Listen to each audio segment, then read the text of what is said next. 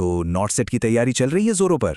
चलिए आज एक ऐसे टॉपिक को जड़ से समझते हैं जहां से सवाल बनना लगभग तय है। जी हां, हम बात कर रहे हैं इंटेस्टाइनल ऑब्स्ट्रक्शन की। अगले कुछ ही मिनटों में हम इस टॉपिक को नॉट सेट के लिए पूरी तरह से क्रैक कर देंगे। तो हमारा रोड मैप क्या है? देखिए, बहुत सिंपल है। सबसे पहले समझेंगे कि ये आखिर है क्या, इसके डेफिनेशन क्या है।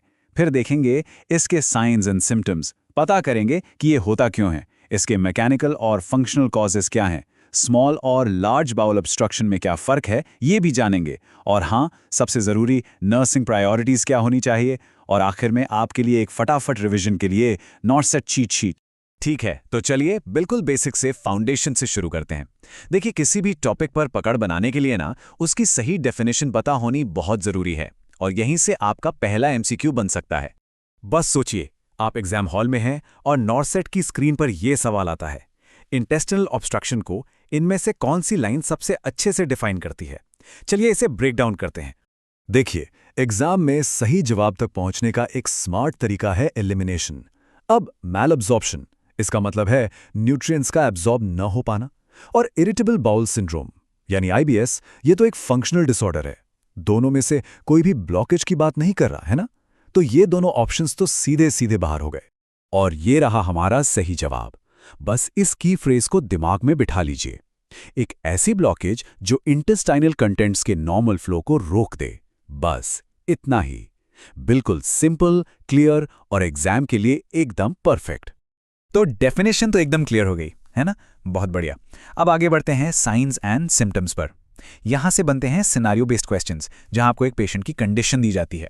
तो सवाल यह है कि पेशेंट क्या क्या शिकायतें लेकर आएगा। अच्छा, अब ये सवाल देखिए, ये नॉट सेट का एक फेवरेट पैटर्न है, नॉट वाले सवाल। ये आपकी अटेंशन टू डिटेल को टेस्ट करते हैं। तो सवाल है, इनमें से कौन सा इंटेस्टाइनल ऑब्स्ट्रक्शन का एक टिपिकल फीचर नहीं है। तो क्लासिक साइंस क्या है?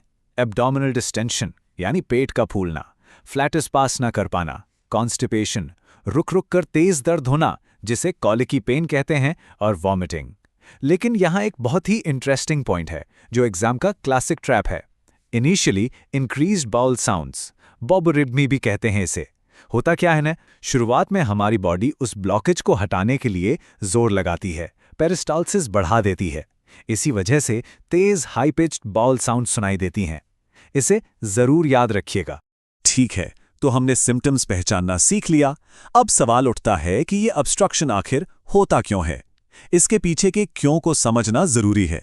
और यहां पर मैकेनिकल और फंक्शनल कॉजेस के बीच का फर्क एकदम शीशे की तरह साफ होना चाहिए। चलिए एक और सीधा सा सवाल देखते हैं जो आपकी नॉलेज को चेक करेगा। इनमें से कौन सा एक मैकेनिकल कॉज है, मतलब एक फिजिकल रुकावट का कारण। इसे ना एक बहुत आसान तरीके से समझते हैं। मैकेनिकल का मतलब है कि रास्ते में कोई फिजिकल रुकावट आ गई है, जैसे कोई पत्थर पड़ा हो, उदाहरण के लिए अडहेशंस, ट्यूमर या वॉल्वुलस।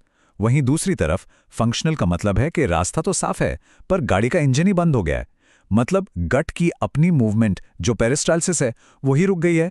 और इसका सबसे क्लासिक एग्जाम्पल है पैरालिटिक इलियस। ओके, अब हम आ गए हैं इस चैप्टर के सबसे जरूरी 5 स्टार टॉपिक पर। वो है स्मॉल बाउल और लार्ज बाउल ऑब्स्ट्रक्शन के बीच का अंतर। यहां से डायरेक्ट कंपैरिजन वाले सवाल बनते हैं, तो अब पूरा फोकस यहीं चाहिए। सबसे पहले जरा इन आंकड़ों पर नजर डालिए। लगभग 75%, जी हां 75% ऑब्स्ट्रक्शंस स्मॉल बाउल में होते हैं। अब इसका मतलब क्या है एग्जाम के लिए? इसका मतलब यह है कि स्मॉल बाउल ऑब्स्ट्रक्शन यानी एसबीओ से सवाल पूछे जाने की संभावना कहीं ज्यादा है। ये 2 गोल्डन पॉइंट्स हैं, इन्हें तो बस रट लीजिए। स्मॉल बाउल ऑब्स्ट्रक्शन का सबसे आम कारण है एडहेशंस, जो अक्सर किसी सर्जरी के बाद बन जाते हैं। और लार्ज बाउल ऑब्स्ट्रक्शन का सबसे आम कारण है कोलोरेक्टल कार्सिनोमा। मैं बता रहा हूं, डायरेक्ट एमसीक्यूज यहीं से बनते हैं। अब ये टेबल देखिए, मैं तो कहूंगा इसका एक स्क्रीनशॉट ले लीजिए, बहुत काम आएगा। देखिए, एसबीओ में वॉमिटिंग बहुत जल्दी और बहुत ज्यादा होती है और वो बाइल स्टेंड हो सकती है। ये एक क्लासिक साइन है जो दोनों को अलग करता है। वहीं दूसरी तरफ एलबीओ में पेट बहुत ज्यादा फूलता है, यानी प्रोनाउंस डिस्टेंशन होता है, और ऑब्स्टिपेशन मतलब कंप्लीट कॉन्स्टिपेशन एक शुरुआती लक्षण होता है। तो थ्योरी तो हमने काफी समझ ली। अब बात करते हैं एप्लीकेशन की, क्योंकि नॉट सेट सिर्फ रटे रटाए फैक्ट्स नहीं पूछता, वो आपका क्लिनिकल जजमेंट भी टेस्ट करता है। तो एक नर्स होने के नाते हमारी प्रायोरिटीज क्या होंगी? और ये जो प्रायोरिटी बेस्ड क्वेश्चंस होते हैं ना, यही असली रैंक डिसाइडर्स होते हैं। सोचिए, एक पेशेंट है इंटेस्टाइनल ऑब्स्ट्रक्शन का, तो आपकी सबसे पहली सबसे बड़ी प्रायोरिटी क्या होगी? उसका दर्द कम करना, उसकी एंग्जाइटी दूर करना, या कुछ और? हमेशा याद रखिए, नर्सिंग का पहला नियम ABCs, यानी एयरवे, ब्रीदिंग, सर्कुलेशन। अब जो फ्लूइड वॉल्यूम डिफिसिट है वो सीधे सीधे C फॉर सर्कुलेशन पे असर डालता है। इससे पेशेंट हाइपोवोलेमिक शॉक में जा सकता है।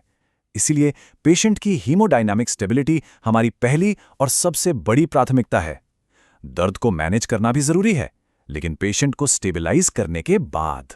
चलिए अब एक क्रिटिकल थिंकिंग वाला सिनेरियो देखते हैं। मान लीजिए एक पेशेंट है, उसकी NG ट्यूब ठीक से काम कर रही है, डीकम्प्रेशन हो रहा है, और अचानक पेशेंट को बहुत तेज दर्द उठता है।